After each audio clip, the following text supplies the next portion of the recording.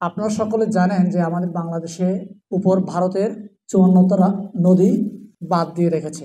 এখন বাদ দিয়েছে আমরা শুনছি, কিন্তু বাদ দিলে কি হয়, লাভ কার, ক্ষতি কার, এই বিষয়টাকে আমরা জানি।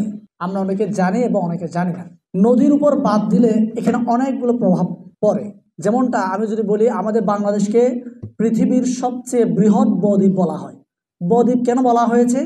এখানে আমাদের এই নেপালে যে শৃঙ্গ আছে এবং নেপাল যে গঙ্গা অববাহিকা, ব্রহ্মপুত্র, এই নদীর অববাহিকায় এই পলিগুলো জমা হতে হতে হতে লক্ষ লক্ষ বছর পলি জমা হতে হতে আমাদের এই বাংলাদেশ তৈরি হয়েছে।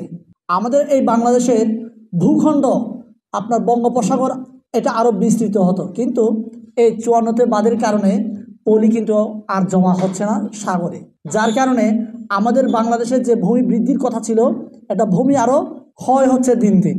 আমি যদি বলি যে বাংলাদেশের সীমান্তে 7 ভাগ আপনার সাথে, এরকম আপনার ভুটানের সাথে, চীনের সাথে 58 ভাগ দখল করে রেখেছে আপনার আমাদের পার্শ্ববর্তী রাষ্ট্র ভারত।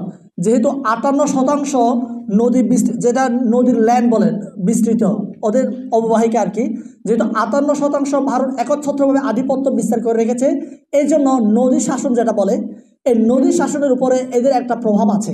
এখন এই নদী শাসন যেহেতু ওদের একটা প্রভাব বেশি, যার কারণে এরা একচ্ছত্রভাবে কাউকে পাত্তা না দিয়ে, এটা আমরা যারা ছোট ছোট রাষ্ট্র আছি, নেপাল আছে, ভুটান আছে, কিংবা আমাদের বাংলাদেশ আছে, আমাদের এই চুক্তি ওরা করলেও চুক্তি এরা আপনার এটাকে কি বলে আমলে নেয় না, যার কারণে আমরা ক্ষতির কারণ হচ্ছে।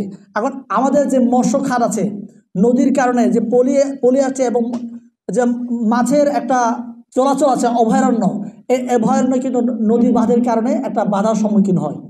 এরকম আমরা নানা সম্মুখীন হচ্ছি।